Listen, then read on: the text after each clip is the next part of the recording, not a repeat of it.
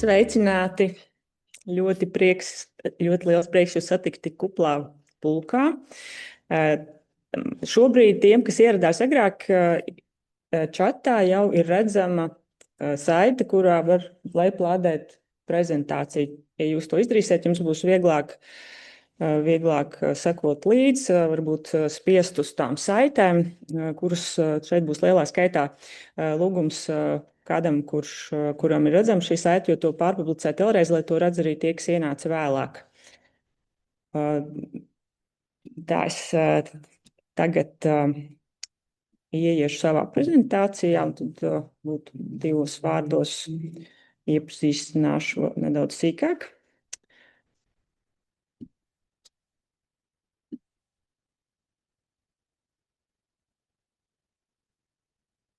Tā, ko tu saki, Harald, viss kārtībā? Nospied continue to share.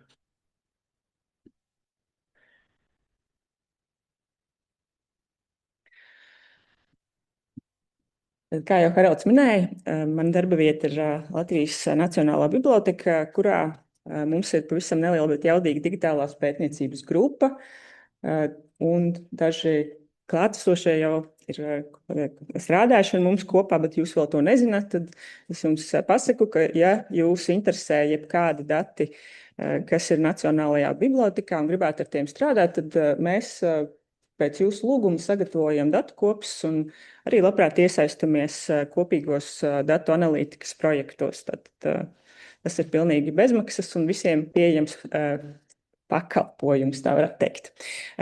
Šī lekcija ir ārkārtīgi vispārīga. Tā ir domāta no vienas puses, pirmkārt, pavisam iesācējiem, un ceru, ka beigās uz diskusiju varēs pievienoties arī tie, kuri jau kādu laiku strādā šajā jomā, un tās abas lietas, ko es stāstīšu, ir jau zināmas.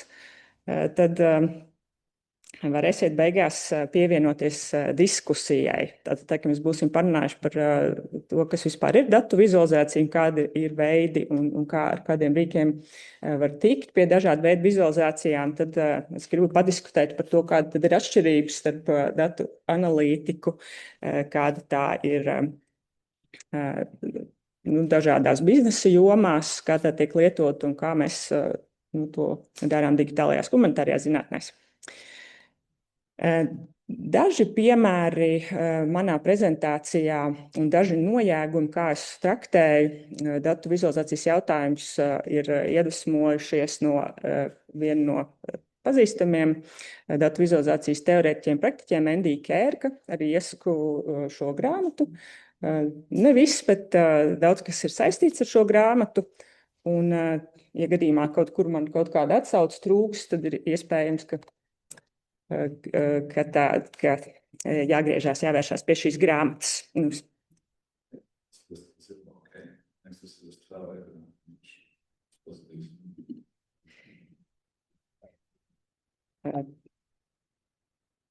Man ir gadījies pabūt dažādās datu vizualizācijai veltītās lekcijās, gan kas ir paredzētas tādiem datu analītiķiem eksaktās zinātnēs un uzņēmējdarbības sfērā, gan arī tādās lekcijās, kas ir paredzētas humanitāro zinātņu pētniekiem vai kādiem cilvēkiem, kas saistīti vairāk ar mākslu un dizainu. Un šķiet, ka ir tāda likumsakarība, ka tie humanitārie pētnieki un dizaina speciālisti labprāt sāk ar datu vizualizācijas vēsturi. Uzņēmējdarbībā tā nerīkojas, tur parasti sāk ar datu veidiem un datu bāzēm un uzreiz ķers vērsim pie ragiem. Bet man šī datu vizualizācijas vēsture šķiet ārkārtīgi skaista.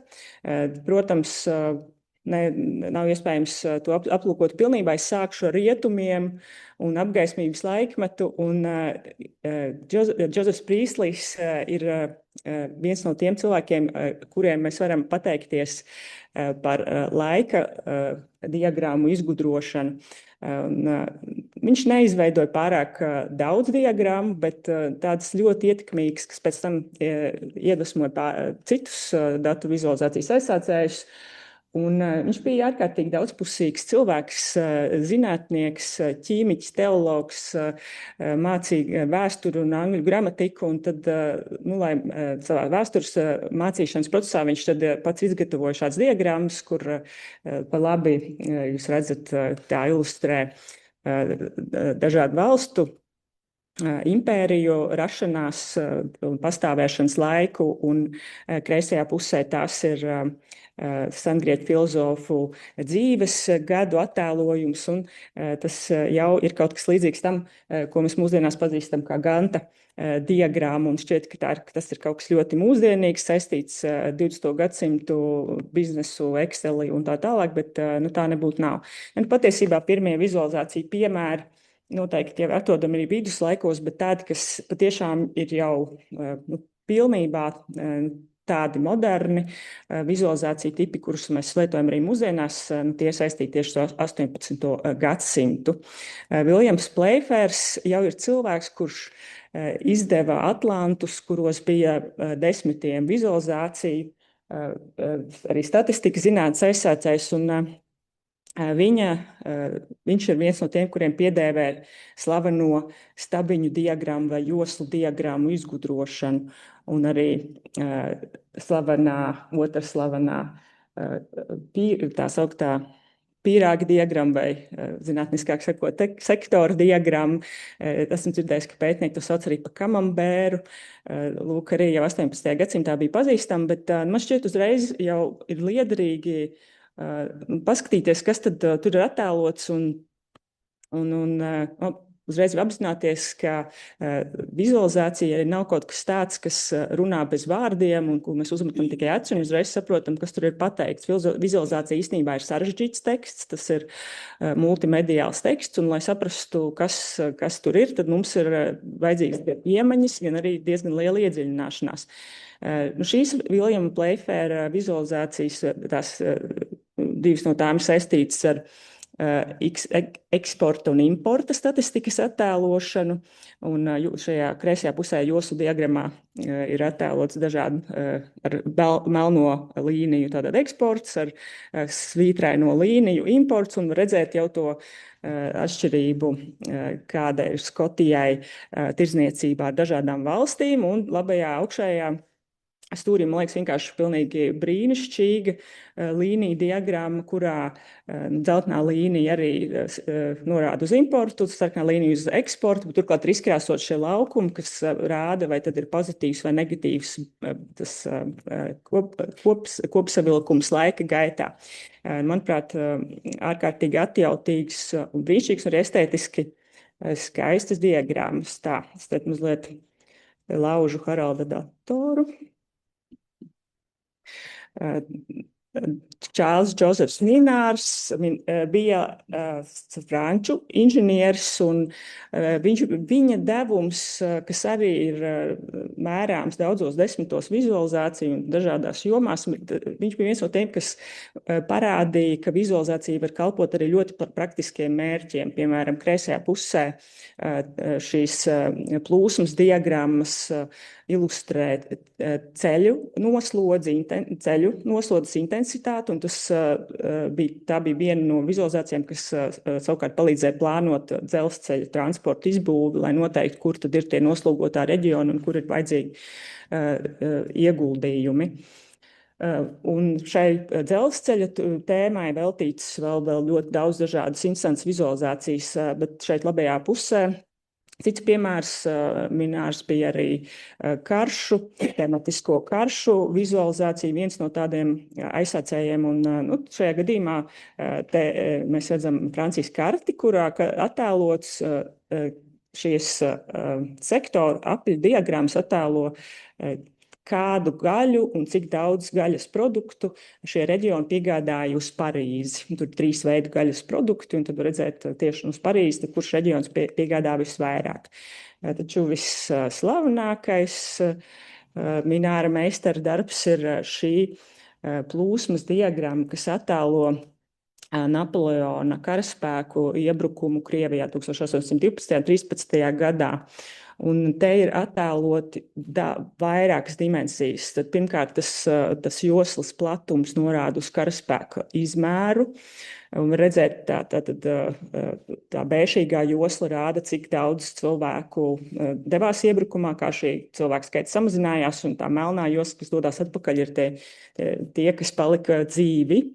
Šajā diagramā apakšējā daļā mēs redzam arī gaisa temperatūras mērījumu, kur rāda, kā kritās temperatūra un kā tas bija saistīts ar to, kā cilvēki gāja bojā.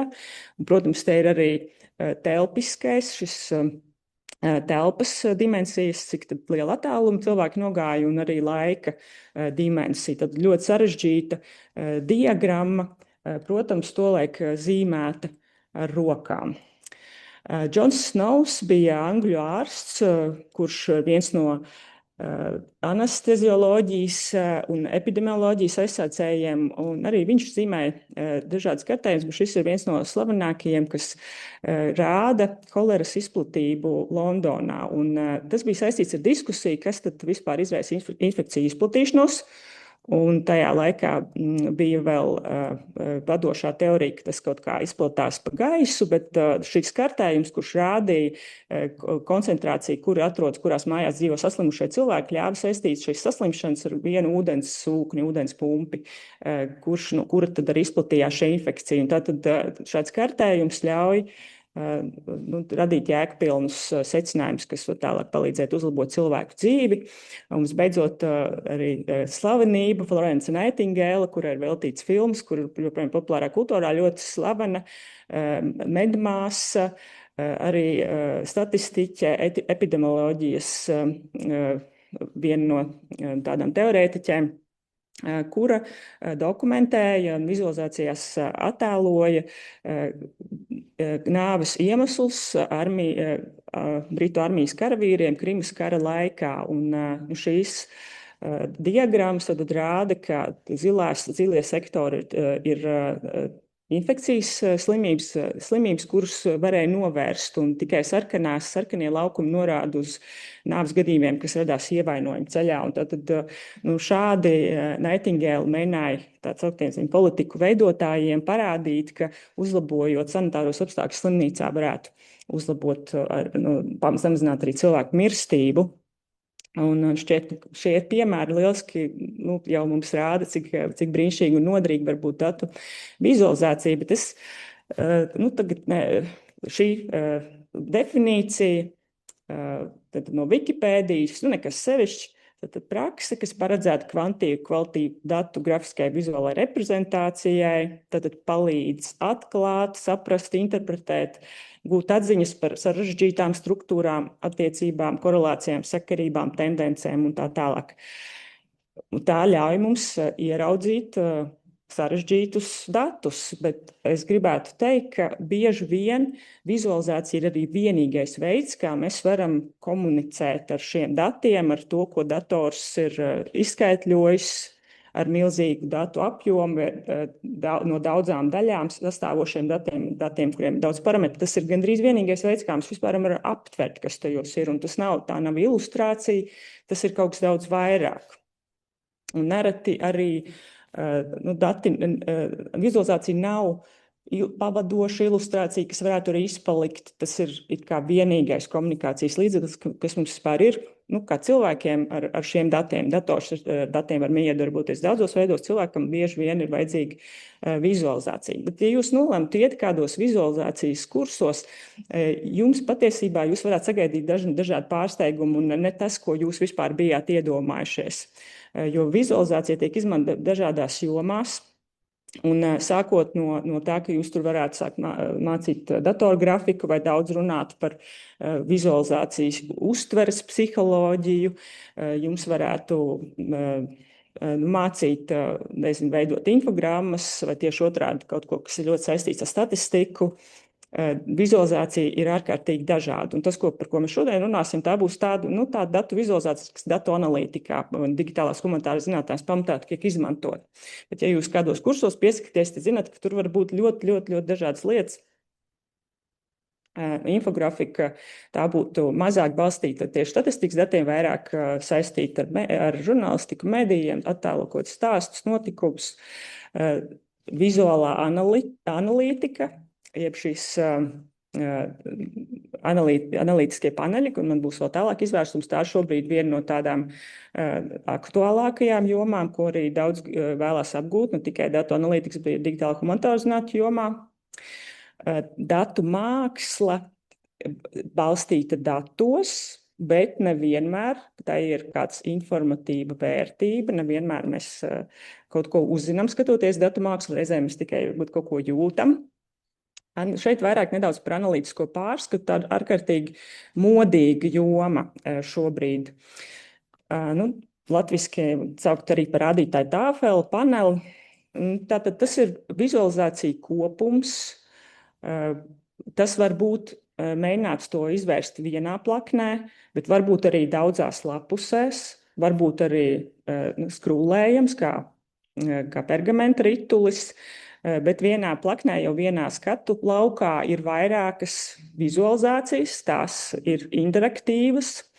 Un bieži vien šī tehnoloģija ir tāda, ka nevis vienkārši tiek salikts kopā vairākas bildītes, bet tie slēdži, filtri, kas ir saistīti ar šīm vizualizācijām, teiksim, viņi iedarbojās uz visu lapusi. Viņi var iedarboties, es pārslēdzu vienu parametru, piemēram, gribu skatīties 1 gadu, un tas vienlaikus attiecas uz 4 vai 6 vizualizācijām. Un tas ļauj stāstīt šos informatīvos stāstus, un arī, teiksim, uzņēmumos, ko iekšēji informācijas apritē, tas ir kaut kas tāds ļoti noderīgs. Un mūsdienās tas arvien vairāk tiek izmantots arī humanitārajās un sociālajās zinātnēs, tāpēc, ka mums arvien svarīgāk ir skaidrot zinātnes rezultātus plašākai sabiedrībai. Un gluži vienkārši ir tāpēc, ka tad, kad kāda māka ir rokā, tad gribas jau to izmantot. Par to mēs būtu vēl parunāsim vēlāk. Šeit man ir daži piemēri ar datu mākslu. Datu māksla var būt arī ļoti, ļoti analoga. Varbūt kaut kas ar roku zīmēts, kas ir datos balstīts, bet ļoti, ļoti kaut kāds tāds rūpīgs un darbietilpīgs un varbūt pat tamborēta datu māksla gal galā. Datu mākslā, bieži mēs sastopam to dažādās izstādēs. Izstādes var būt tādas ļoti formālas, piemēram, tikai tādi tā kā plakāti, akadēmiski plakāti, kuros ir skaisti izveidotas vizualizācijas, kurām vienkārši ir piestrādāts pie šī dizaina, bet varbūt arī pilnīgi trakas mākslinieciskas izstādes, kurās tad ir tas gadījums, kad dažkārt pilnībā izzūd arī tas lielais darbs, kas ir ieguldīts varbūt šajā datu sagatavošanā un tajās idejās, kas bija pašos datos, paliek tikai tās krāsas, noskaņas. Multimediju izstādēs diezgan bieži mēs varam redzēt, ka tur ir kā dažādi tīklojumi, kaut kas ņirbu, un reizēm tur rāda ūdens temperatūru vai citreiz migrāciju, citreiz naudas plūsmas, bet tas viss var būt pārvērsts atkal tikai kādā mirguļojumā. Daudz skaisti mākslas darbi arī, teiksim, no ierīču datiem, no mūsu labajā apakšējā stūrī. Tas piemērs ir no mūsu viedajiem pulksteņiem, cilvēku miega ritmi ir attēloti, mākslinieks veidos dažādas vizualizācijas. Ja es dotos uz šīm minētajām manām saitēm, tad jūs redzēt, ka ļoti skaisti ir vizualizēts viss, ko cilvēki vien ir fiksējuši savos pulksteņos. Tad vēl pieminot dažas jomas, informācijas dizains, tas ir vismazāk saistīts tieši ar statistisku datu analīzi, bet arī jūs ejat uz datu vizualizācijas kursiem, tikpat labi var būt, ka jums tur sāk mācīt informācijas dizainu. Un zinātniskā vizualizācija tā var būt saistīta ar tādu statistisku datu analīzi, bet nerad tā būs vairāk tāda attēlošana, dažādu procesu attēlošana, kas vairāk saistīta ar tādu kompleksu datorgrafiku, bet varbūt saistīta ar tādu klasisku statistisko datu analīzi arī. Tad šis idejas par to, kas uz mums, kā humanitāro zinātņu pētniekiem, attiecas šajā plašajā klāstā. Protams, ir svarīgi, kurā pētījuma posmā mēs esam un kādai auditorijai šī vizualizācija ir paredzēta. Un, manuprāt, visnoderīgākais no visiem ir izpētošā vizualizācija, kuru iespējams pat neviens neredzēs. Tas ir kaut kas tāds, kā mēs sarunājamies ar saviem datiem, kad mēs tos apskatām, kad mēs tos pētam. Un tad, kad mēs dabūjam rokās savus datus, tieši vizualizācija ir tā, kas var parādīt, ka tajos ir kāda kļūda, kaut kāda anomālija, kad mēs pēkšņi redzam kaut kāds liels pīķis kaut kur ir, vai kaut kāds tur iztrūkuma datos, mēs redzam, ka mūsu datos kaut kas nav, un mēs ejam tos ārstējam, papildinam, un beigās mēs varam uzdot daudz dažādas jautājumus un saņemt dažādas atbildes, un kamēr beigās mēs nonākam pie kaut kādiem jau pētījuma rezultātiem, un tad jau mēs mēģinām šo vizualizāciju izveidot tādu, lai tās skaidrotu mūsu šo iegūtos rezultātus arī citiem. Un reizēm tas ir tas viens un tas pats rīks noderēs visiem nolūkiem, bet reizēm mēs gribēsim iziet ārā no tā vienkāršās vizualizācijas lauka un ķerties vēl pie kaut kādiem rīkiem, kas ļauj mums estētiski jaudīgāk to savu vēstījumu nodot. Un tad runājot par tādiem konceptiem, kā mēs skatāmies vizualizāciju, tad viena lieta ir tas pats forma, tāpat forma, tas skelets, tie nozīmīgie, absolūti nepieciešamie elementi, kas mums var palīdzēt izveidot to konceptu, kas mums ir nepieciešams. Un tikai pēc tam mēs jau varam sākt uztraukties par to prezentāciju, par to, kāds būs krāsas, kur būs akcenti, lai citi cilvēki saprot, ko mēs gribējām teikt, bet mums tieši, piemēram, izpētošās vizualizācijas posmā nav pamata tur ārkārtīgi arī uztraukties, kā kaut kas izskatās. Un tad, manuprāt, ļoti svarīgs un noderīgs tāds nojēgums ir tāda datu vizualizācijas uzdevuma formulēšanas matrica. To Endijs Kerks piedāvā, un viņš vērš uzmanību uz to, ka tu var skatīties divos virzienos tā. Tagad pa horizontālu ir tādi vizualizācijas veidi, viens, kas ir tā kā skaidro tam skatītājam, otrs vienkārši neitrāli demonstrē, un trešais dod tieši skatītājiem pašam vaļu vadīt savu uzmanību un pētīt, kas viņu tas interesē, neuzspiež to vēstījumu. Un tad pa vertikāli mēs varam nošķirt tādu lasīšanas, neitrālu informāciju, mēs vienkārši iegūstam informāciju, un tad tā jušanas intonācija, kurā ir šīs emocijas, mēs kaut ko jūtam sakarā ar to, kā tas ir pateikts.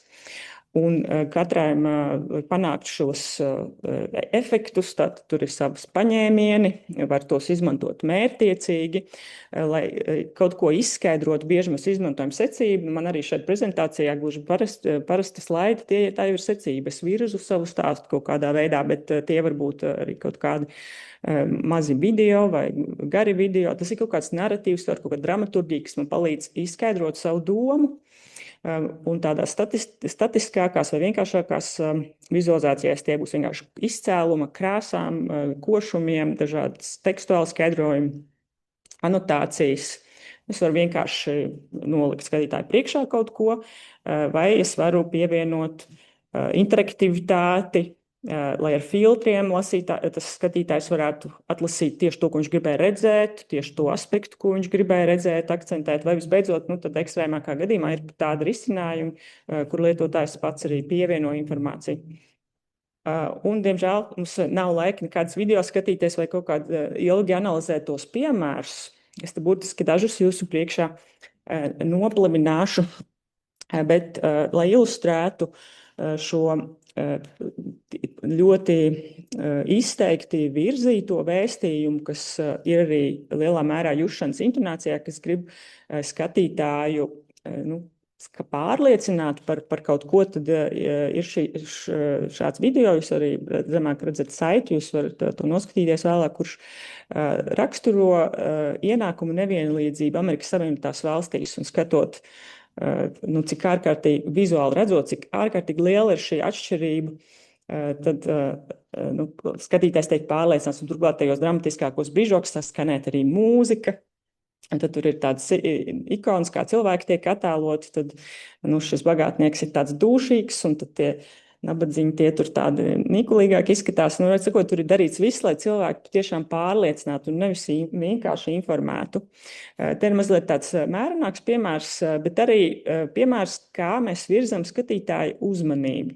Tātad šeit, kā mēs varam lasīt šo diagrammu, tā ir par melnas ādas krāsas studentu īpatsvaru augstskolās. Un uz X asas, tātad pa horizontālo, mēs redzam, kāda ir melnādaino cilvēku proporcija šajā štatā. Un uz Y asas, tātad vertikāli, mēs redzam, kāda ir proporcija tiem, kas iestājas universitātēs.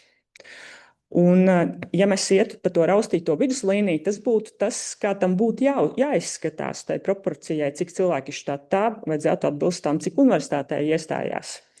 Bet realitāte ir tāda, kā mēs redzam, katra universitāte ir tas punktiņš, un tā tendences līnija ir stipri zemāka, un tikai dažas universitātes ir virs tās, tās ideālās līnijas.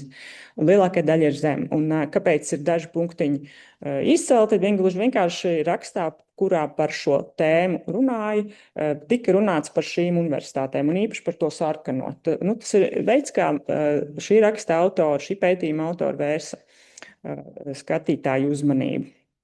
Un tad, ja jums būs laiks un interesi, varat ieskatīties vienā citā klasiskā un jau diezgan senā, bet joprojām klasiskā interaktīvas vizualizācijas piemērā, kurš tiek dot kā piemērs, kur ir pavisam neitrāls tas pasniegšanas veids, kur nevienu nemēģina pārliecināt ne par ko, bet vienkārši neitrāli pasniedz, kādas ir koku materiālu īpašības dažādās pilsētās, kurās ir dažādas gaisa temperatūras, dažādi mitruma līmeņi, dažādos gada mēnešos.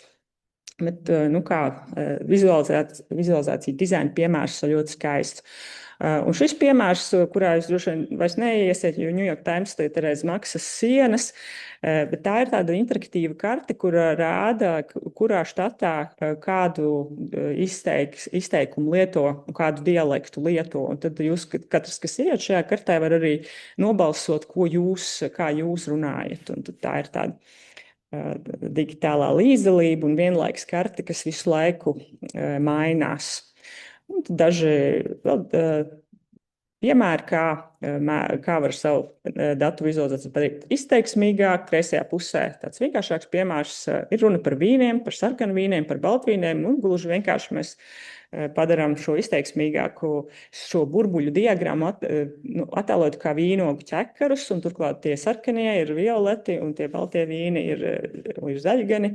Un uzreiz pavisam cita lieta skatīties uz šādu interesantu vizualizāciju, nevis tikai uz bezkaislīgiem stabiņiem.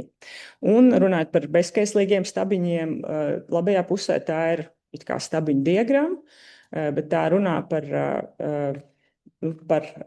zaudējumiem cilvēku upuriem Irākas karā, un tā stabiņi ir apgriezti otrādi, viņi ir kājām gaisā, un turklāt kā asinis tek uz leju. Bet šī vizualizācija vienlaiks tiek minēta arī kā sliktais piemērs, jo tur var jautājums, ko mēs uztveram kā vēstījumu un kā fonu, vai baltais ir vēstījums un sarkanais ir fons vai otrādi, bet mums nav laika tik lielās detaļās iedziļināties.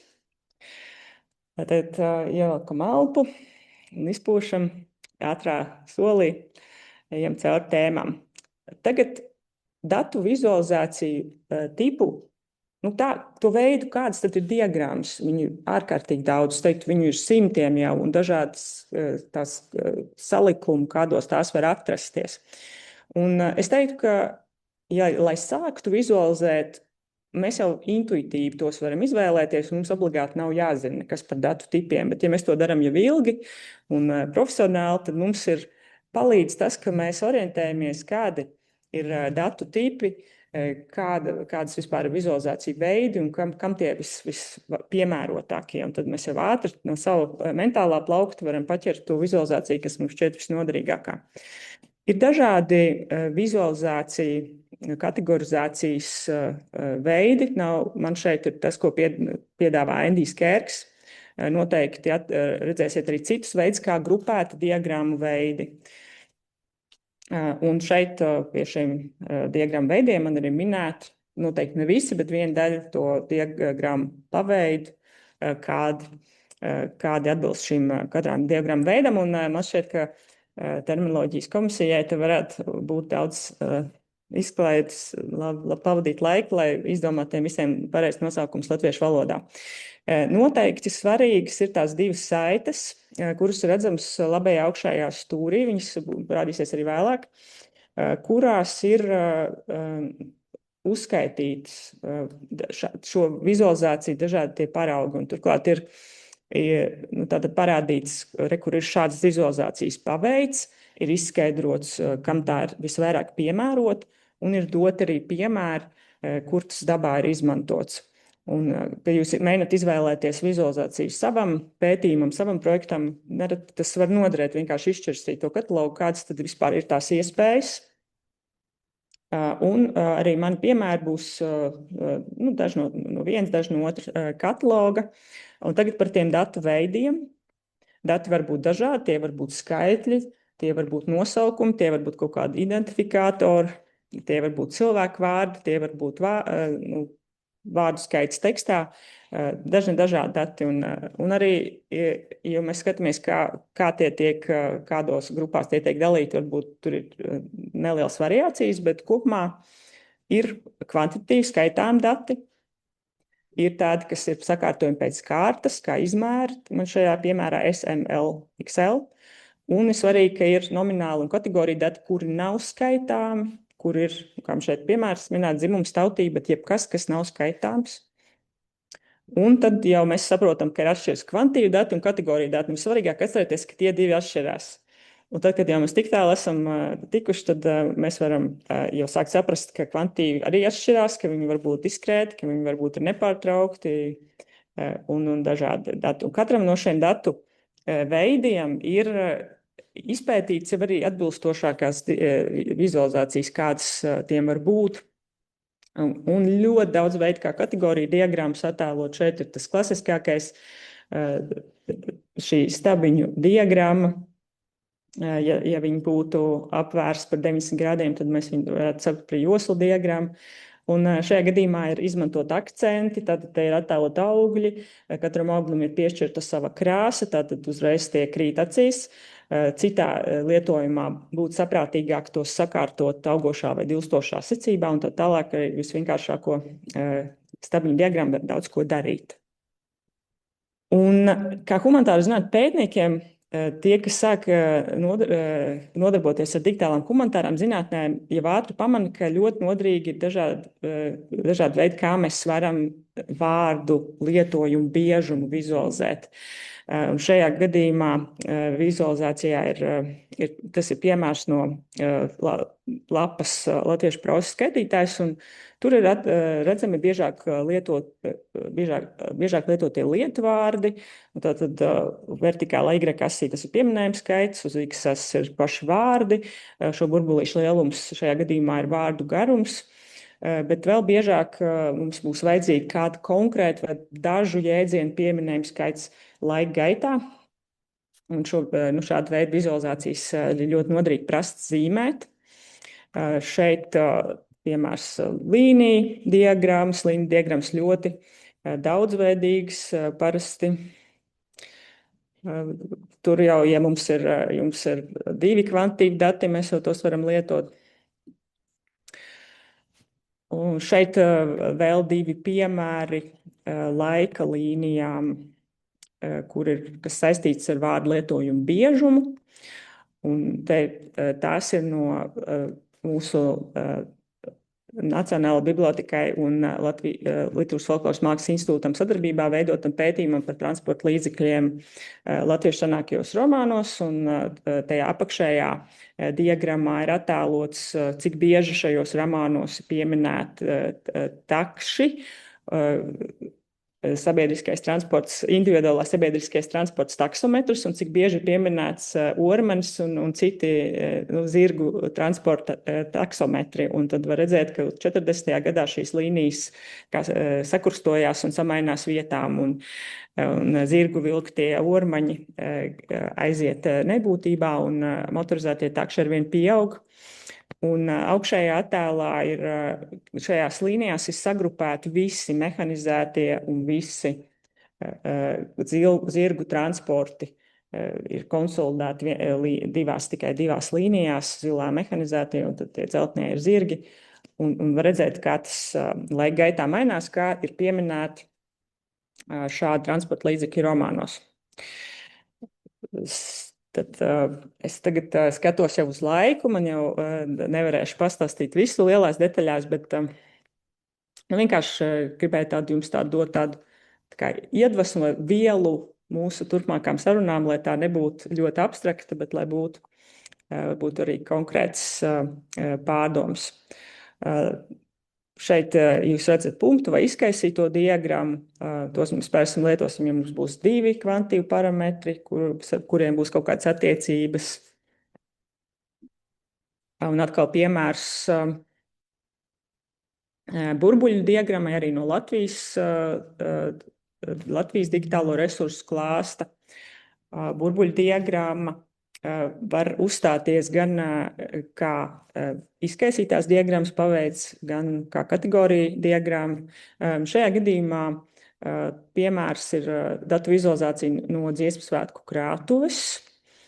Un tajā tur ir daudz tie burbulīši, un kreisajā pusē ir gadi, kuros ir notikuši dziesmu svētki, un mēs nospiežot uz burbulīti varam redzēt pirmkārt, kurā gadā šī dziesma ir dziedāta, un vai tā ir tautas dziesma, latviešu komponistu dziesma vai ārzemju komponistu dziesma. Un, ja mēs nospiežam uz gadu, tad mēs redzam šīs daudzās līnijas, viņas aiziet uz dažādām dziesmām, kas tajos svētkos ir dziedātas. Ļoti nozīmīga un noderīga diagramma, paralēlo koordinātu diagramma. Tā ir mums noderīga tad, kad mums ir daudz objektu, un viņiem ir daudz dimensiju, daudz to raksturojošo lielumu. Tad atkal piemērs no Latvijas resursiem. Šis ir Nacionālās bibliotekas veidots resursu valdes Auspurāna veidotā lietotne, kurā ar mākslīgā intelekta palīdzību var pētīt Zentas Dzividzinskas digitalizēto fotonegatīvu kolekciju. Un šajā gadījumā, kā tur ir vairāk vizualizāciju veidu šajā vietnē izmantoti, bet šeit izmantojam šeit paralēlo koordinātu diagrammai. Tad mēs esam meklējuši visā kolekcijā pēc šiem parametriem, vai tā ir indoor scene, urban outdoor scene, rural landscape vai wilderness landscape, un tad vizualizācija attēlo pirmkārt, cik daudz kolekcijas attēlu ir atbilstoši katram no šiem raksturojumiem, un otrkārt, ja tā ir interaktīva vizualizācija, ja mēs par to braukājam, navigējam ar peli, tad mēs redzam konkrētas fotogrāfijas un kur tās atrodas no šo raksturojumu viedokļa. Mums ļoti nepieciešama un ļoti arī aktuāla, moderna vizualizācijas forma, tīklu diagrammas. Un šeit man ir liels gods, ka mūsu auditorijā klātesoši ir pētniece, kur ir izstrādājis manu piemēru. Šis ir Ievas Vīveres rakstā izmantotā tīklu vizualizācija par skandinieku tīklojumu, un tas ir atrodams arī Latvijas entuziastu pētnieku izstrādātajā vietnē grupu saites.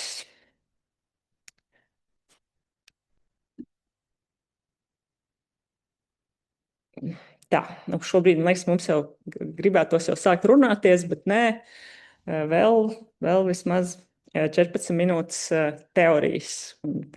dažādu mazu detaļu, kuras ir svarīgas, kad mēs runājam par datu vizualizāciju. Tad bieži vien datu vizualizācijas ievada nodarbībās runā par datu kļūdām, datu vizualizācijas kļūdām, un bieži vien šīs kļūdas nav pat kļūdas, bet ir apzināta maldināšana.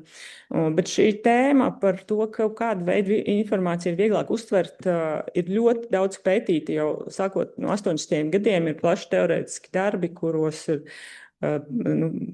eksperimentāli psiholoģijas ceļā aplūkots, kādas formas, kādas krāsas cilvēki labāk vai sliktāk var uztvert.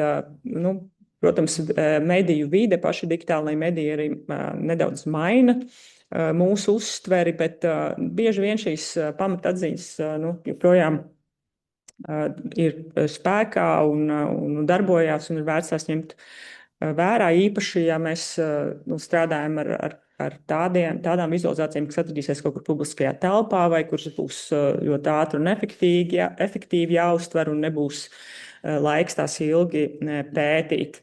Un, kas attiec uz maldināšanu, šeit es pieminēšu to vispopulārāko maldināšanas veidu, katram tas jāzina, jo 4. klasē tas būtu jāmāca. Kādu priekšstatu par informāciju var radīt vizualizācija, kuras skala nesākas ar 0. Kreisajā pusē tad mēs redzam, vispār par ko šī vizualizācija. Vizualizācija rāda, cik daudz cilvēku balsotu par Brexitu referendumā un cik procenti tad balsot. Un tad izskatās, ka par izstāšanos gribētu balsot ārkārtīgi daudz cilvēku, un daudz mazāk cilvēku gribētu balsot par palikšanu. Bet skala nesāks no 0. Ja tā sāks no 0, tad atšķirība nav liela. Protams, skaitļi jau to it kā parāda, tā nav jau mēlīja. Ja kāds pievērš uzmanību tam, ka skala nesākās no 0, viņš jau tur varēja to saprast, bet cilvēki jau tikai skatās uz tām līnijām, un tad viegli apmuļķot, bet patiesībā šādu apmuļķošanas veidu tīri bieži izmanto. Gribētu arī uzsvērt, ka ne jau vienmēr tā ir apmuļķošana. Ja mēs esam speciālisti, pētnieki kādā jomā, mūsu interesēs var būt pievilkt tuvāk, tā kā piezūmot šo informāciju. Un šajā piemērā arī ir tā, it kā tas pats. Tātad akciju cenas tiek attēlots vienā gadījumā, kreisā pusē skala sāks no 0 un izstāsta, ka ļoti mazas izmaiņas. Otrajā gadījumā sāks no 60 un ļoti zem 60 nedaudz un ļoti liels straujas izmaiņas. Bet varbūt mums tieši vajag redzēt arī tās šķietami sīkās izmaiņas. Un šī vizualizācija man ļoti patīk. Es vienmēr atceros par to, ka senos laikos, kad es lietotnē MyFitness vēroju savu svaru, tad vienmēr varēja izvēlēties vai no 0 to aplūkot, vai no kāda cita skatu punkta, jo, ja no 0, tad liekas, ka nav nekādu izmaiņu, kaut gan ir notikušas šķietam dramatiskas izmaiņas, bet, ja tā kā pievelk tuvāk, uzreiz ir straujas un ļoti iepriecinošas izmaiņas. Lai šo jebko izdarītu ar datiem vizualizācijā, šie dati ir jāpadara par labi strukturētiem un labi sakārtotiem datiem. Un līdz ar to tas faktiski nozīmē, ka, lai kas sākotnēji būtu mūsu rīcībā, mums tas ir jāpadara par tabulu.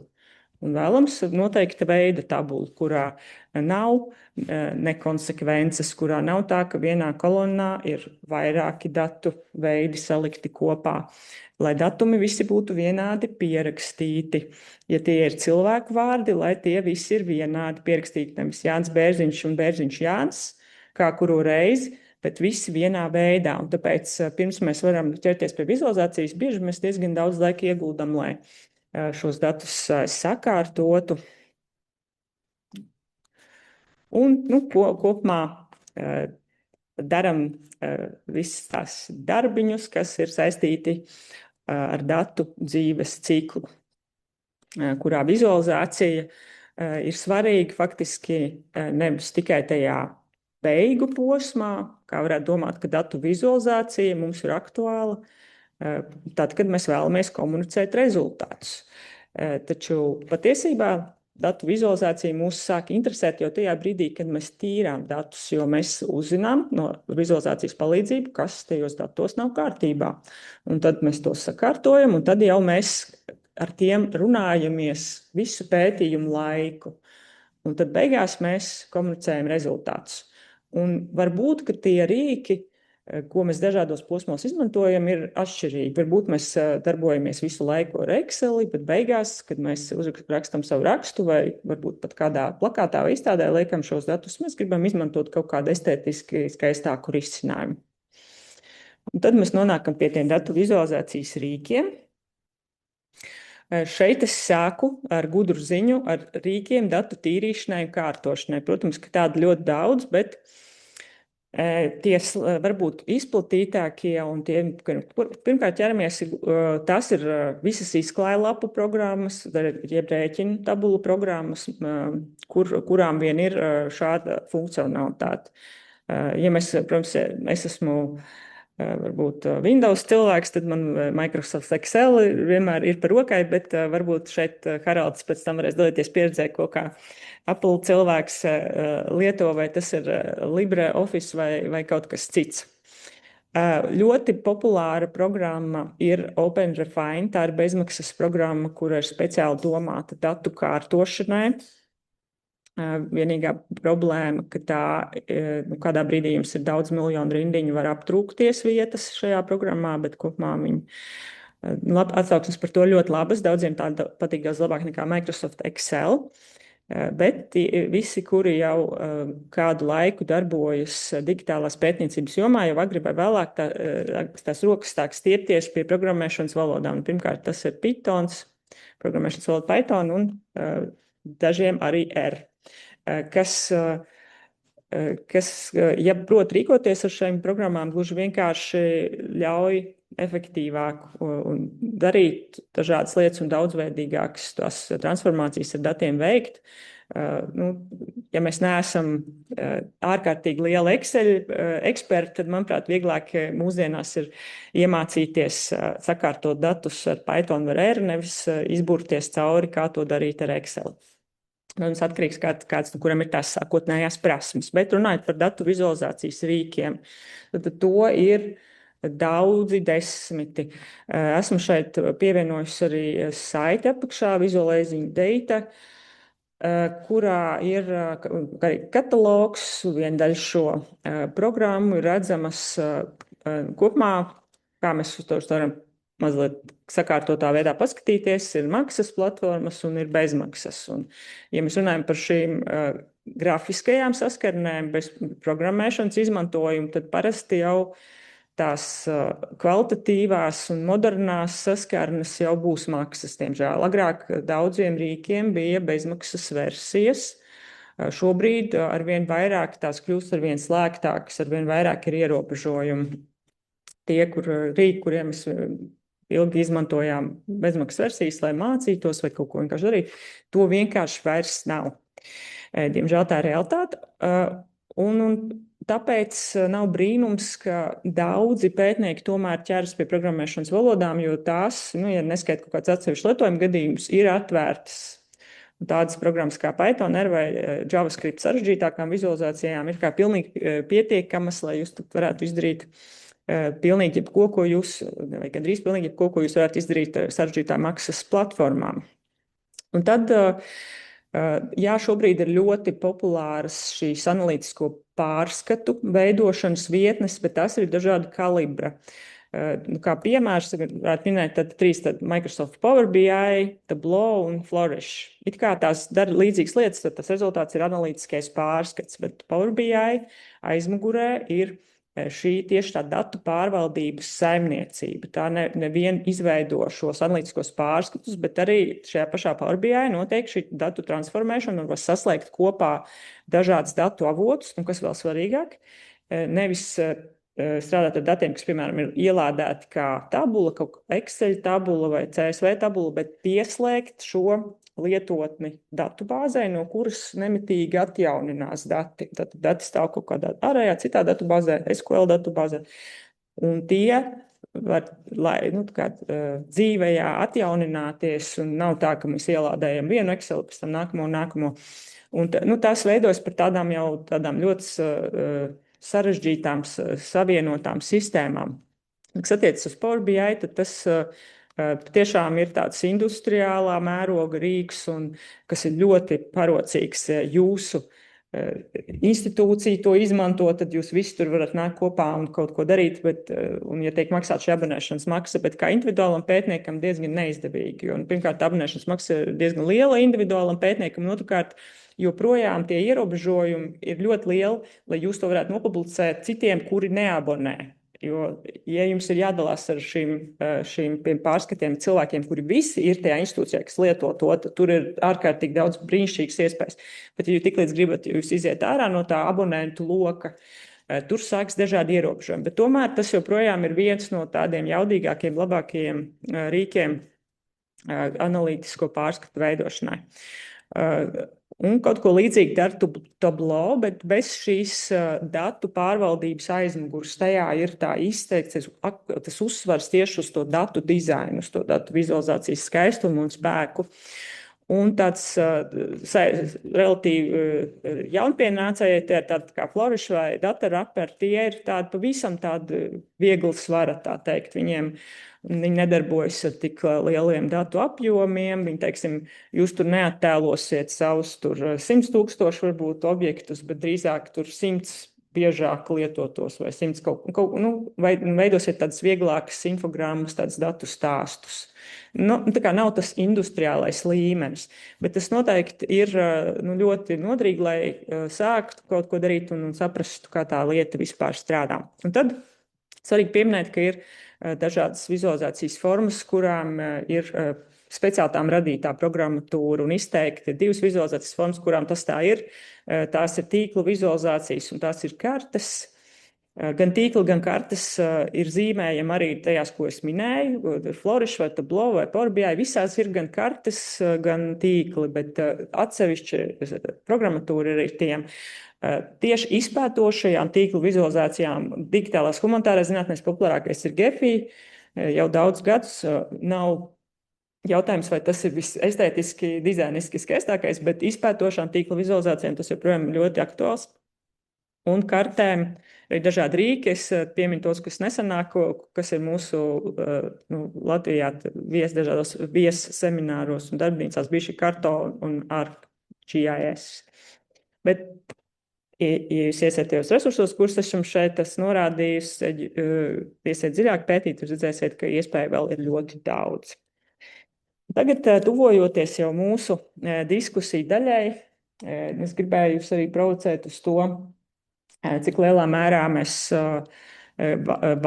gribam tuvāk, kā humanitāru zinātņu pētnieki saistīties tieši ar datu analītiku kā nozari, un ko tas vispār nozīmē mums, vai mēs varam kaut kā tur kļūt labāki vai tieši sliktāki, ja mēs pa daudz saistīsimies ar citām jomām, kurās ir cita vēsture, citi mērķi, citas tradīcijas. Tas ir man provocējošais jautājums.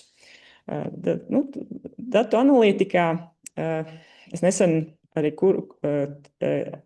tiešsaistes kursu platformā Coursera noklausījos datu analītikas kursu, nesen pirms kādu laiku, un tur man ārkārtīgi pārsteidz, ka nemitīgi tagad, kas notika, Harald?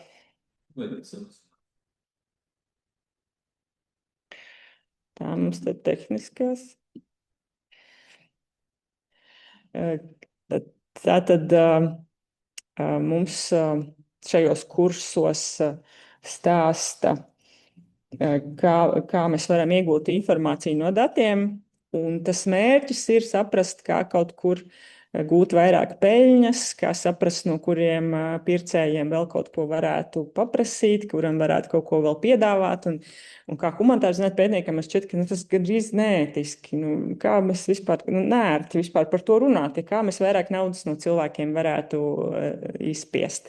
Bet tiešām tāds tas uzstādījums tur ir. Un tas, protams, arī ļoti labs, jo nauda pelnīta nav noziegums.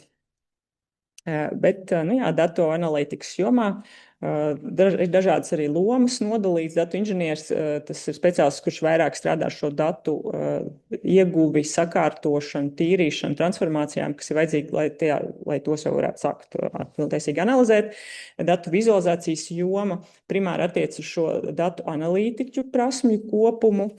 Datu analītiķis jau veido šos vizualizācijas un dažādas rezultātus, kas ir vajadzīgi, lai interpretētu šos, demonstrētu, interpretētu datu, to, kas datos ir.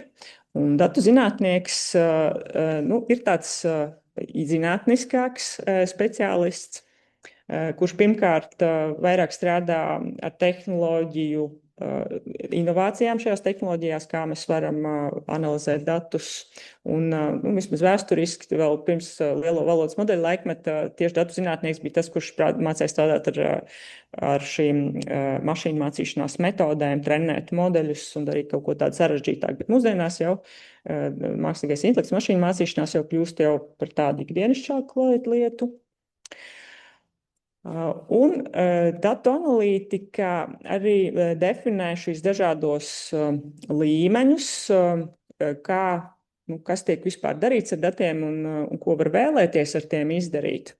Tā, piemēram, tas, ko es teicu, ko es saucu par izpētošo vizualizāciju, tā attiektos uz šo deskriptīvās analīzes jomu, bet ar to tikai viss sākās. Mēs varam diagnosticēt šīs problēmas un skaidrot, kāpēc kaut kas notiek. Mēs varam no esošiem datiem paredzēt kaut ko, kas notiks vēl mums nākotnē vai datos, kurus mēs neesam pētījuši. Beigās mēs varam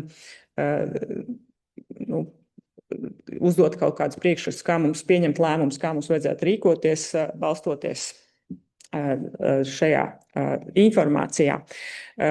Un tā ir lieta, ko es arī nereti sastopos diskusijās, kādās konferencēs vai semināros digitālās pētniecības jomā, ka tie cilvēki, kam ir šis spēcīgāks, šis statistiskās analīzes fons, šī izglītība, viņi pārmet, ka digitālie humanitārie pētnieki, viņi tikai veic šo deskriptīvo analīzi. Viņi kaut kā tā paskatās, kas tajos datos ir, bet neveic nekādas citas tādas, neveido nopietnākus statistiskus modeļus, neveic nekādas prognozēšanu, nemēģina veikt, un kur nu vēl tur visu to tālāko, varbūt, ka tas tiešām neatiecas uz pētniecību, fundamentālu pētniecību, tas tieši biznesam vajadzīgs tur kaut kādas lēmumus pieņemt un dot padomus, uzstādījumus.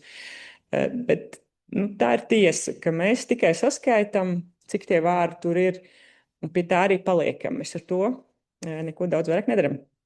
Varbūt jums būs arī kāds ieskats, un ir arī, jūs noteikti sastapsiet tās diskusijas, kur pilnīgi kā norobežojās, jo, kā saka, datu analītika tā ir sava joma, viņi tur dara kaut ko, mums ir tās metodas pavisam citas, mums ir kaut kādi saskars punkti formāli datorzinātnē sakarā, piemēram, mēs izmantojam mākslīgo intelektu, datu analītikā to izmanto, digitālās humanitāras zinātnes to izmanto, bet visādi citādi tās pieejas mums ir pilnīgi citas. Bet ir arī piemēri, kur mēs redzam, ka tiešā veidā mēģina pārņemt to praksi no datu zinātnes. Un, piemērs ir bibliogrāfiskā datu zinātne, kur īpaši somu pētnieku kolektīvs kādu ilgāku laiku veido šo bibliogrāfisko datu zinātni, kurā bibliogrāfiskie dati, biblioteku muzeju katalogu dati, tieši šie lielie dati tiek izmantot, lai gūtu kaut kādas atziņas par izdevēju darbību, grāmatniecību vai vēl visu, ko vien mēs varam iedomāties, kas šajos datos varētu būt atrodams. Lūk, un mēs esam laimīgi nonākuši līdz diskusijas daļai, Harald. Reiz es iekļāvos laikā labi. Es varētu teikt beigt arī to dalīšanos ar ekrānu. Un tagad šķiet mums paredzēts, ka var uzdot jautājumus, un Haralds pateiks, vai tos var uzdot mutvārdos vai rakstiski. Jā, un tad paliec tepat.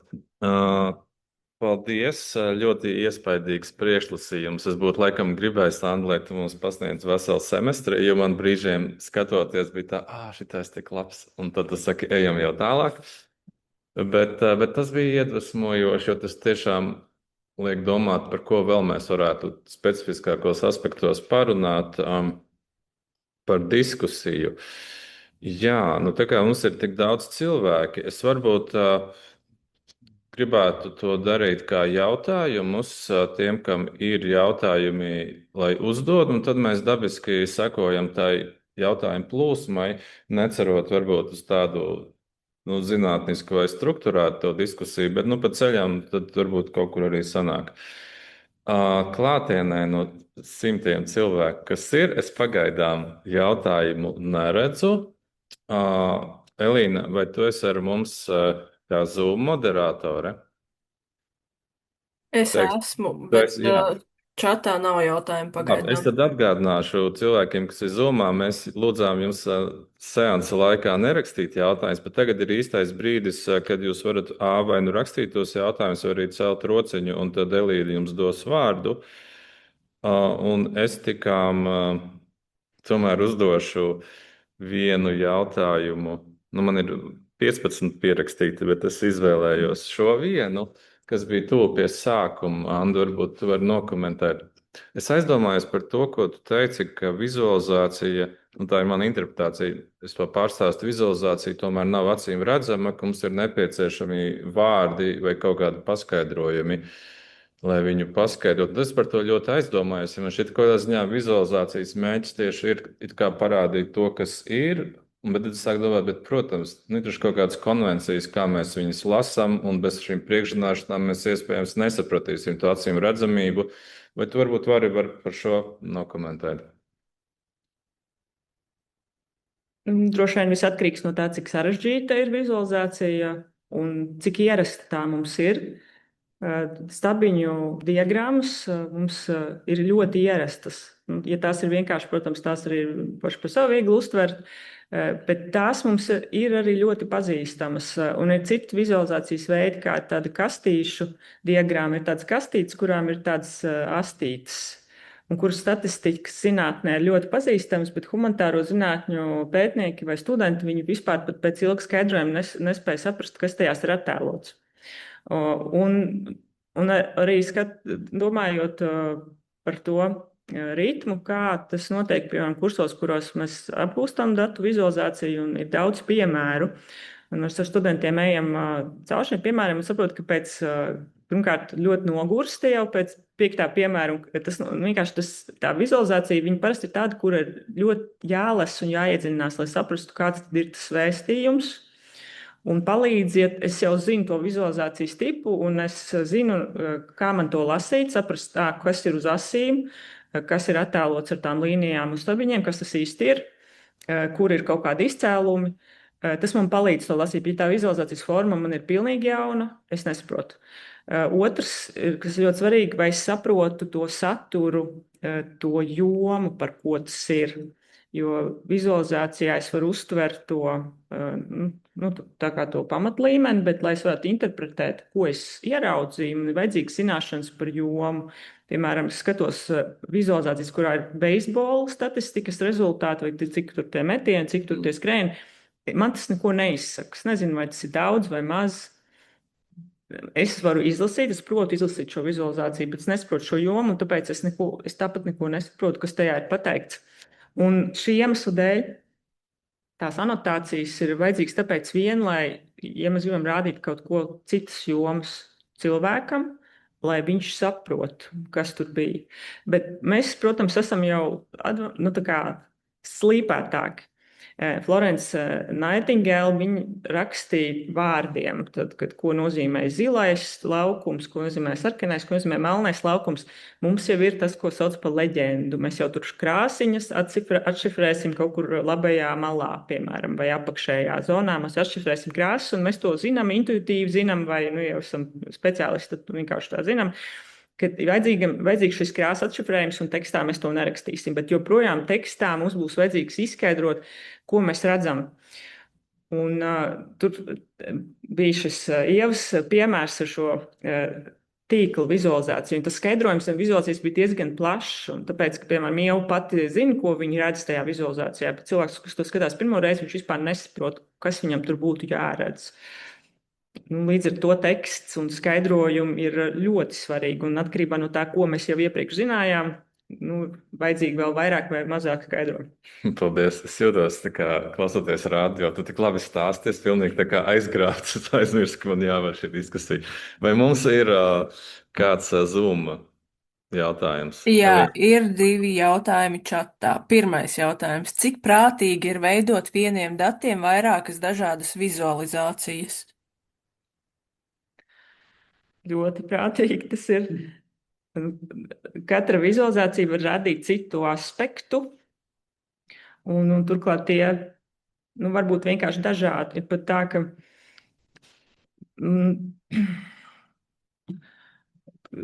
es te domāju, kā piemēru, kur ir leksiskā daudzveidība. Mēs tur pētām, cik bagāts ir vārdu krājums, un ir ļoti dažādas metodas, kā izpētīt, cik bagāts ir vārdu krājums kādā tekstā. Un tās, teiksim, 4 metodas, viņi katra rāda mazliet citu aspektu. Un viņas visas it kā mums varētu domāt, mums vajadzētu izvēlēties, kur ir tā īstā atbilde, kur vizualizācija mums rāda to īsto atbildi. Bet mēs varam izvēlēties arī dot visas 4 atbildes, un tāpēc, ka tās rāda nedaudz kaut kādu citu aspektu. Bet varbūt es arī nelīdz galam to jautājumu uztveru, bet parasti jau ir tā, ka vienai tabulai būs dažādi tie rakursi. Un, ja tā ir statistiska publikācija, tad vajadzēs vismaz 3-4 statistiskas vizualizācijas, lai tos visus rakursus parādītu. Ja tā ir tīmekļa vizualizācija, tad iespējams, ka vienā plaknē mēs to iekļausim ar interaktivitātes palīdzību, ka mēs varēsim ielikt vienā vizualizācijā, kur būs filtri un dažādas pogas pārslēdzot, mēs varēsim tajā vienā digitālajā objektā to visu iekļaut.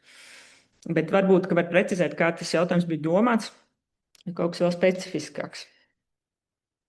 Un izklausījās pēc ļoti labas atbildes, bet jā, ja jautājumu uzdevējam ir papildinoši, tad papildiniet, un Elīna, kas ir nākamais?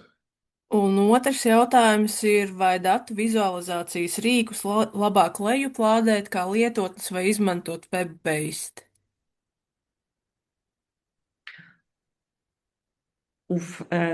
Jā. Ja mēs gribēsim vienatnē darboties, nekas mums netraucē lejuplādēt, lietot uz sava desktopa, bet ja mēs gribēsim darīt kopā ar saviem sadarbības pētniekiem, ja mēs gribam kopā strādāt, tad jau parasti tās tīmekļa lietotnes mums ļoti labi noder, jo mēs vairāk cilvēki varam strādāt vienā projektā.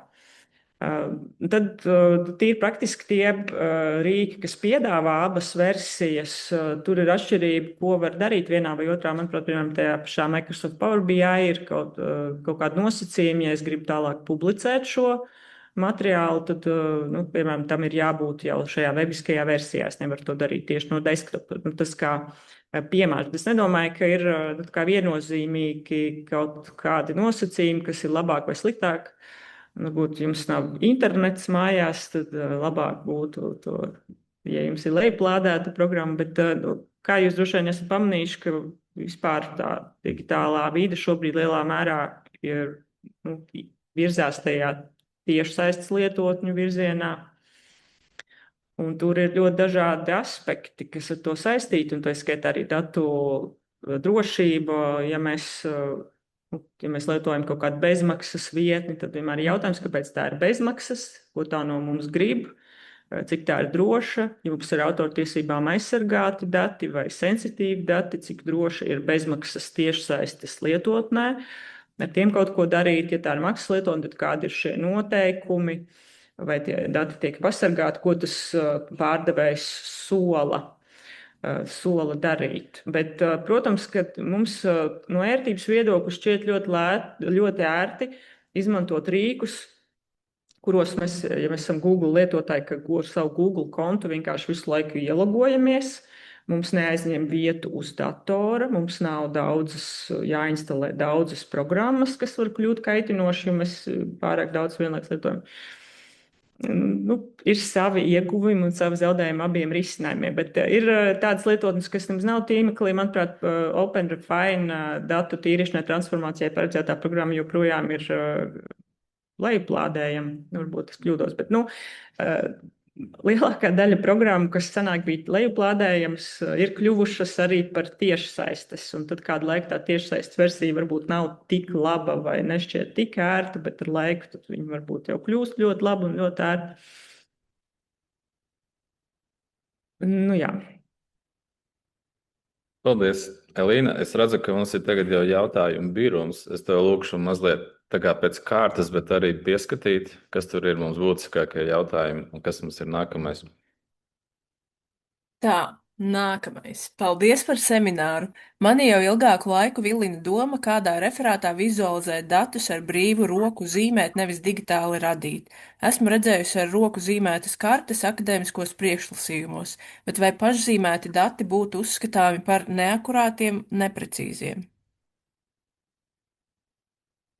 Ja tie ir precīzi uzzīmēti, tad noteikti tie arī ir derīgi. Bet jautājums, cik viegli vai grūti ir uzzīmēt ar roku precīzi. Tur jau tās jau ir citas prasmes, kādas rasēšanas prasmes, kuras es arī nepārzinu. Es zinu, kā uzdot programmai, lai ieliek koordinātu plaknē pareizajā vietā, bet kā mēs to darītu fiziskajā pasaulē, es pat nezinu, bet vienu gan var pateikt, ka, lai publikācijā vizualizācijas izskatītos skaistāk, nereti mākslinieks tās pārzīmē. Un tad man patiesībā visos tajos gadījumos, kuros mēs esam kaut ko Latvijas izdevumos publicējuši, vizualizācijas, kas zīmētas ar Excel vai Python, mākslinieks tās maketēšanas procesā ir pārzīmējis. Vienkārši, lai tās kaut kā labāk atbilstu estētikai, harmoniskāk izskatītos, vienādāk izskatītos, lai fonti būtu pareizā izmērā. Tās ir pārzīmētas digitālās ilustrācijas programmās. Tātad tās jau ir zīmētas, faktiski viņas ir pārzīmētas.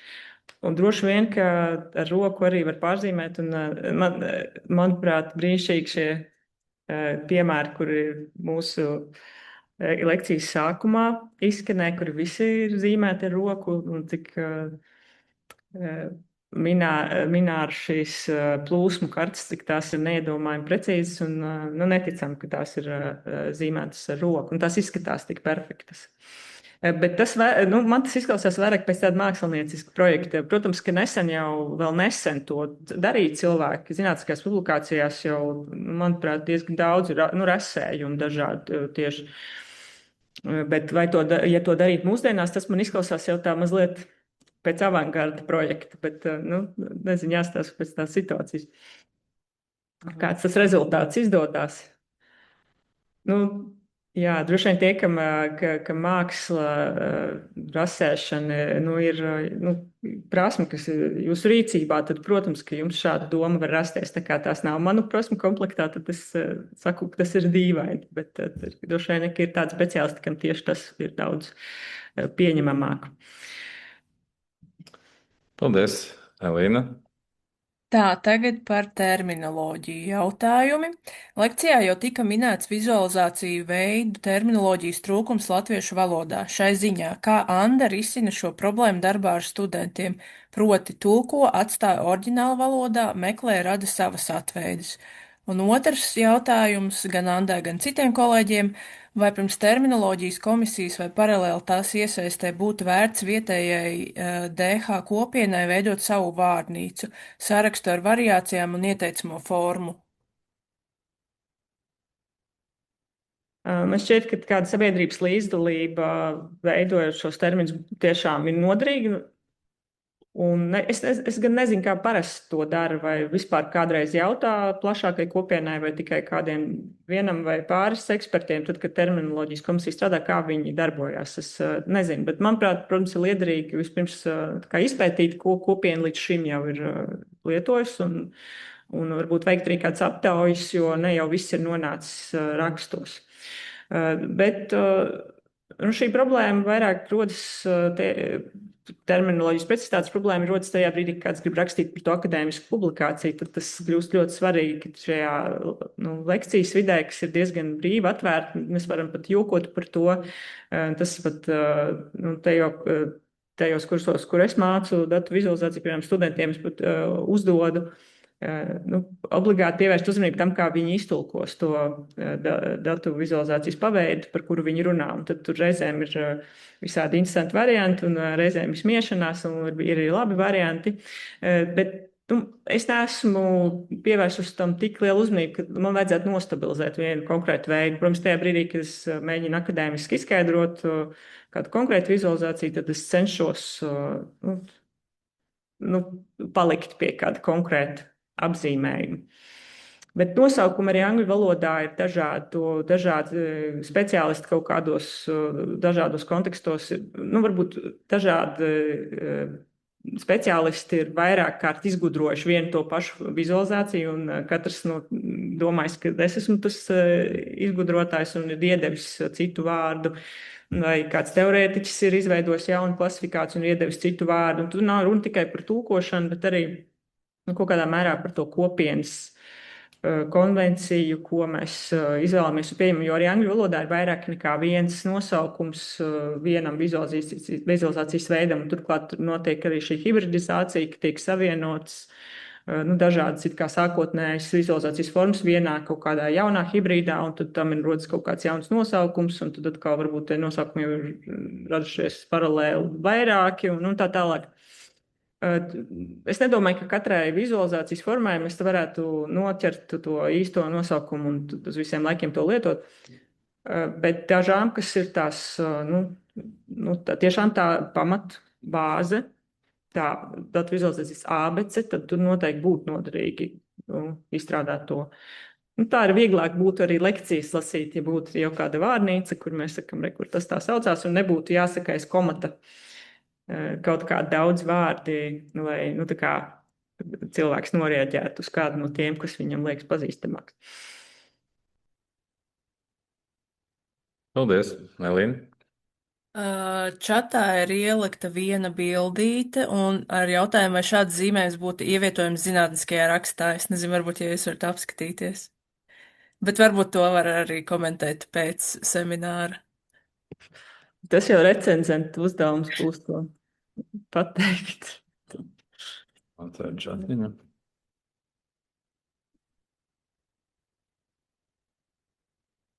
Vai tā ir tā bildīte ar automašīnu, kas lido pa ceļu? Jā. Izstās ļoti laba.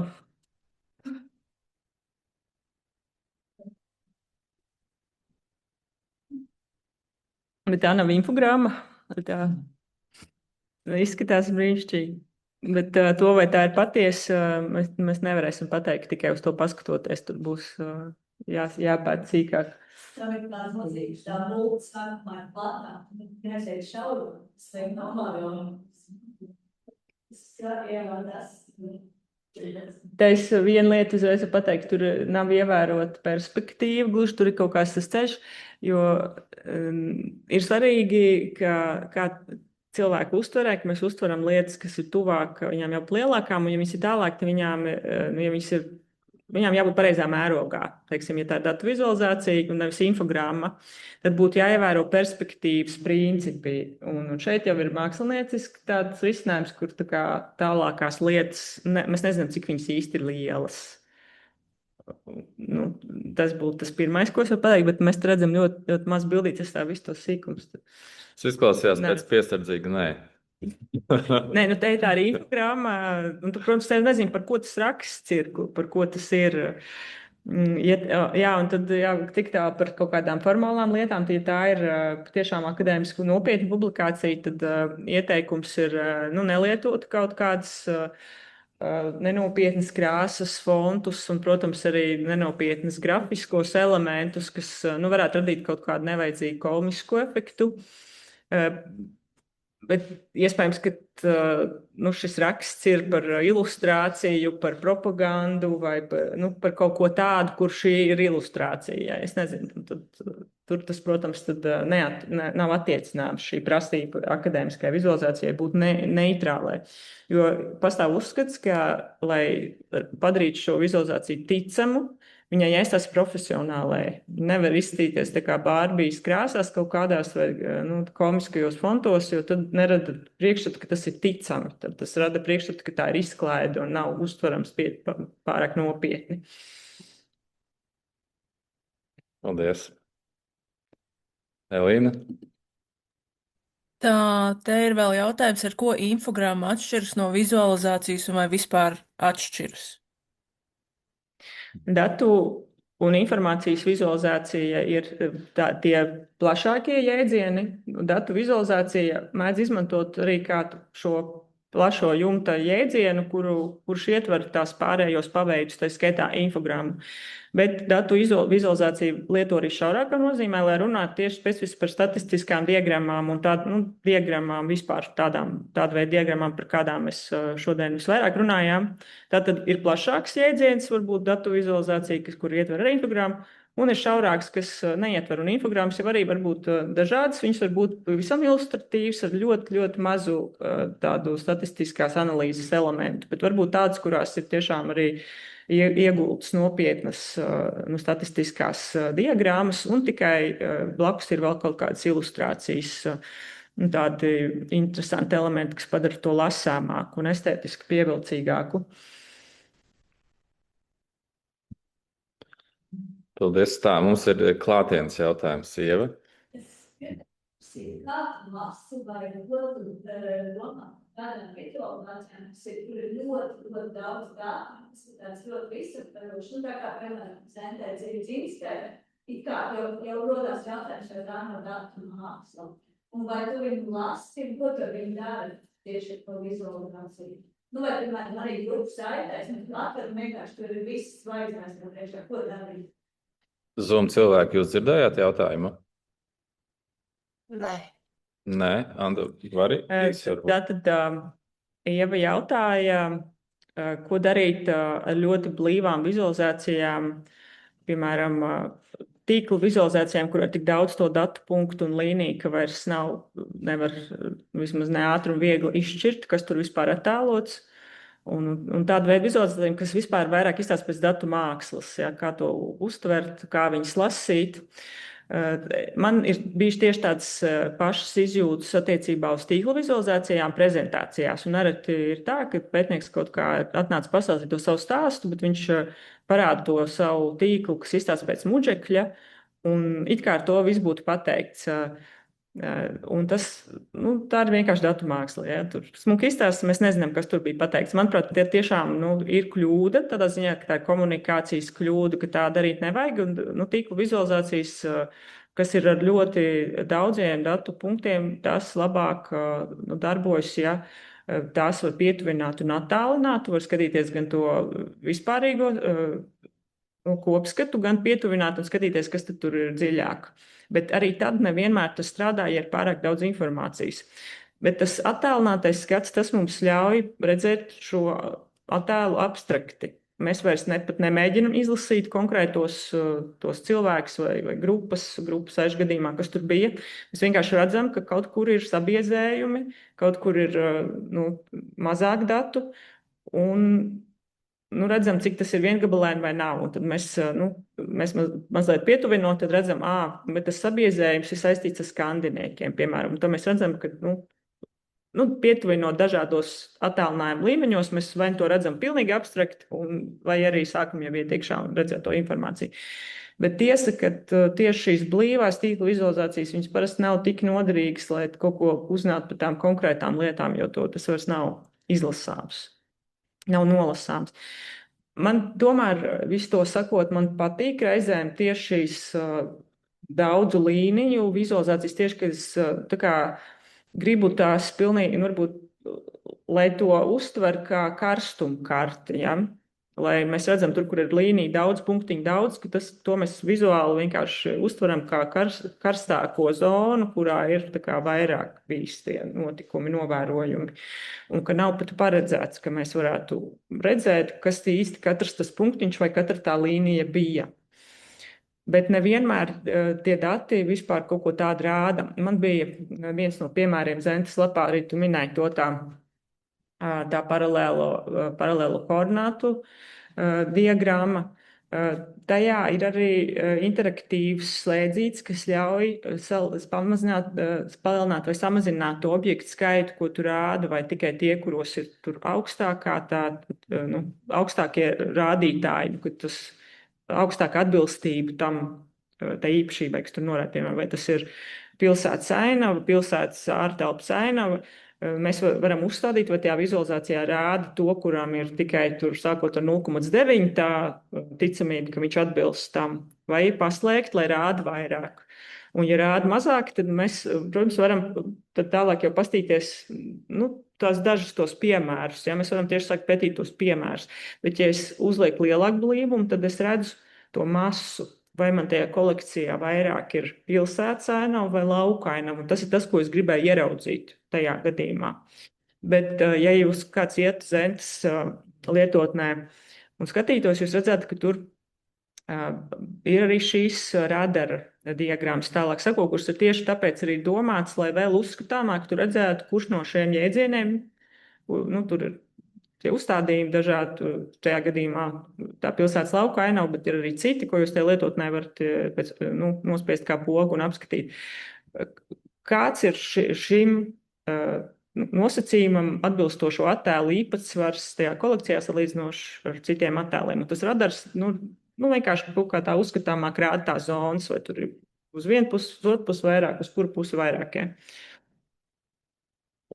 Bet, tie ir arī eksperimenti, vienkārši izmēģinājumi dažādi, un tas, kā mēs arī mētiecīgi strādājam ar to materiālu un pētam, kas tad ļauj parādīt to informāciju tā, lai viņi būtu saprotam, ko mēs tur redzam.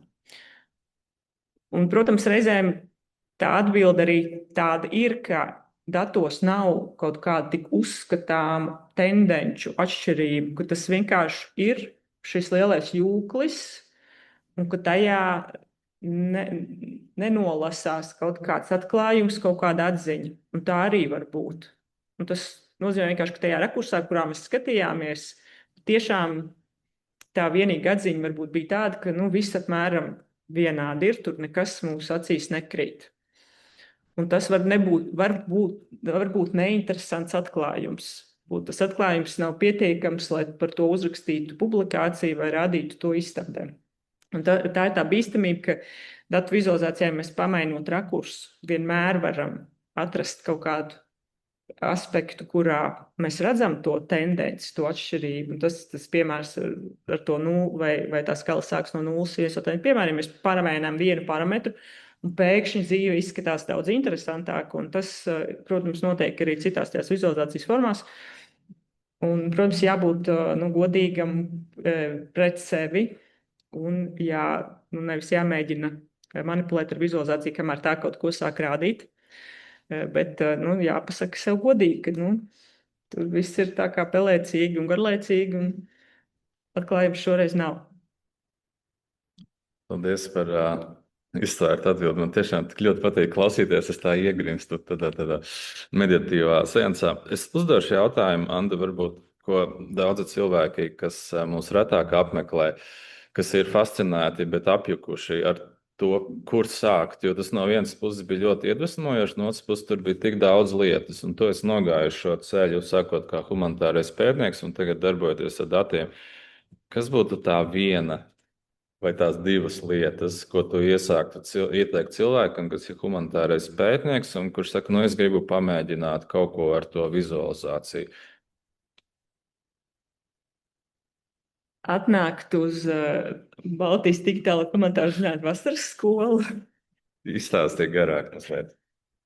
Gan arī katru gadu mēs, un tās ir dažādas institūcijas Latvijā, kas nodarbojas digitālām komentārām zinātnēm, Latvijas Universitāte un Latvijas Nacionālā biblioteka, organizējam nedēļu ilgus kursus, seminārus, kuri šogad arī notiks un augusta 1. nedēļā, un pieteikšanās vēl nav noslēgusies. Un šo informāciju par šo vasaras skolu var atrast vietnē, kur Haralds minēja, digitalhumanities.lv, kāds vēlas to ierakstīt arī čatā. Bet tas tā pa pusē nopietni, bet tas ir arī nopietni.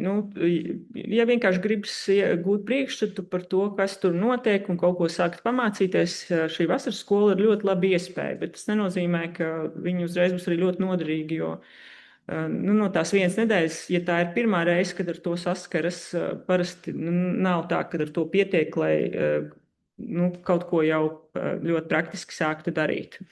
Un, ja es nopietni gribētu atbildēt šo jautājumu, tad, manuprāt, vislabākais veids, kā kaut ko iemācīties, ir, ja ir jau konkrēts pētījums vai konkrēts projekts, kurā ir konkrēti mērķi. Un, lai izpildītu šos darbu uzdevumus, kaut kas tur ir jāizmanto. Varbūt tur ir jāsavāc dati, varbūt tie dati ir jāiztīra, varbūt ir kaut kā viņi jātransformē, lai ar tiem, teiksim, varētu kaut ko uzzināt no tiem. Jautājums, ko mēs ar to gribam uzzināt. Un izējot cauri šim pētījumam vai šim projektam, mēs arī kaut ko īsti sākam mācīties. Jo kamēr mēs abstrakti mācāmies kaut ko, mums tas nepaliek atmiņā. Un, mēs nevaram iet un sākt to izmantot, bet kad mums ir jau reālāk praktiskā problēma, kur mums jāatrisina, tad pēkšņi viss nostājas savās vietās un saprotam, kāpēc tad vispār, ko tas viss nozīmē. Un kā var realizēt digitālu projektu, ja es esmu viens pats un nav man nekādas pieredzes, ļoti talantīgi cilvēki to var, bet parasti jau labāk ir to sākt darīt kādu kopā, kuram ir pieredze.